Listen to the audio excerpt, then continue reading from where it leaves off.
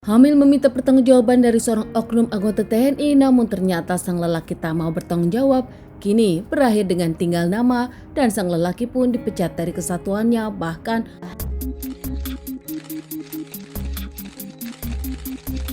seorang wanita bernama Sri Mulyani berusia 23 tahun tinggal dengan keluarganya di kota Pontianak. Tahun 2021 dirinya berkenalan dengan seorang anggota TNI dengan panggilan nama Pradaye. Keduanya saling dekat komunikasi, bahkan merasa cocok satu sama lain hingga akhirnya memutuskan pacaran. Pradaye yang mengaku serius hingga akhirnya mereka pun bertunangan karena Pradaye saat itu langsung meminta kepada keluarga Sri. Hubungan mereka dekat, bahkan kerap melakukan persetubuhan. Meski pada akhirnya Pradaye bertugas di Kabupaten Sambas yang cukup jauh dari Pontianak, namun nampaknya hubungan mereka baik-baik saja karena Sri yang menemui Pradaye saat Pradaye libur. Setelah bertunangan nampaknya Pradaye berubah. Dulu saat berpacaran Pradaye sendiri yang menunjukkan keseriusannya kepada keluarga Sri, namun kini harus selalu Sri yang mendatangi Pradaye. Bahkan hubungan mereka pun dicurigai Sri ada orang ketiga. Pradaye yang berubah. Menurut Sri sendiri kalau Pradaye berselingkuh dari dirinya. Kesetiaan Sri nampaknya disalahgunakan oleh Pradaye. Pradaye sendiri yang tak peduli dengan Sri yang menunggunya dengan penuh kesetiaan, Pradaye malah ada wanita lain. Hingga akhirnya hubungan Pradaye dengan Sri pun merenggang, keduanya pun kerap cekcok dan akhirnya memutuskan hubungan pertunangan tak bisa dilanjutkan lagi. Antara Pradaye dengan Sri mengambil keputusan kalau mereka putus tak melanjutkan pertunangan. Pertunangan Sri dengan Pradaye sendiri hanya berlangsung beberapa bulan. Semua itu menyisakan kecewa di keluarga Sri yang terlalu berharap kalau Sri akan menikah dengan Pradaye. Namun setelah putus nampaknya Sri mendapatkan berita yang cukup mengagetkan dari dirinya sendiri. Sri nampaknya tak datang bulan dan saat dicek ternyata Sri sendiri sedang hamil.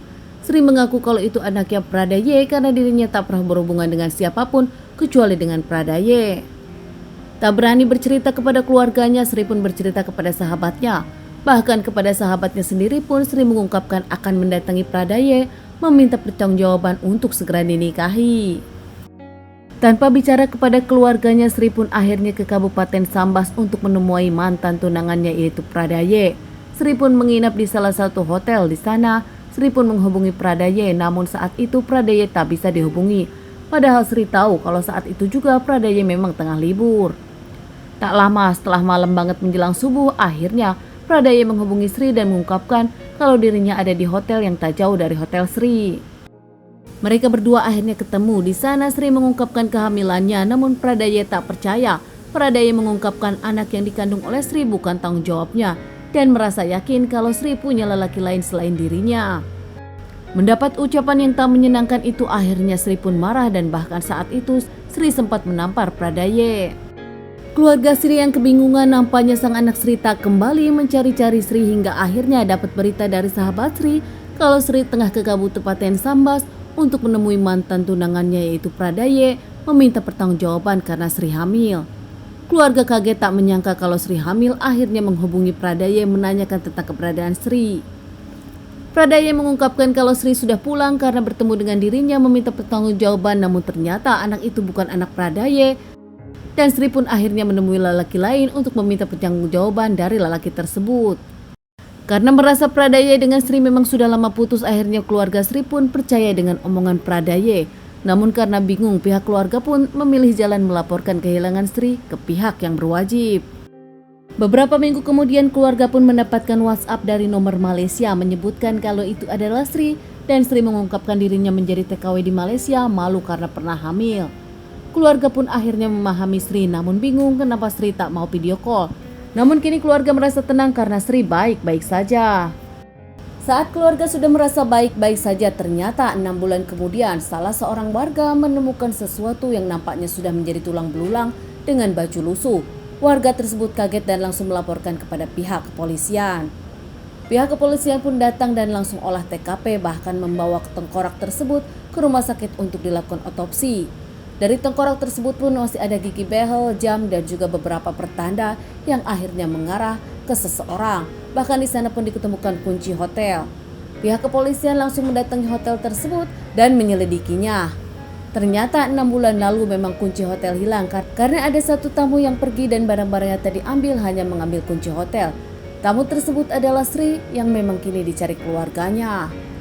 Pihak keluarga pun diminta untuk mendatangi pihak kepolisian untuk melihat kebenarannya dan melakukan tes DNA kepada tulang belulang tersebut.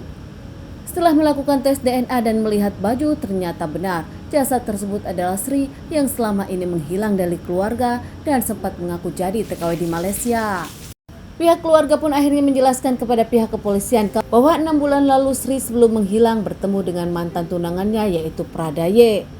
Saat itu tak menunggu waktu lama lagi, Pradaye pun langsung diinterogasi, dimintai keterangannya yang akhirnya jujur.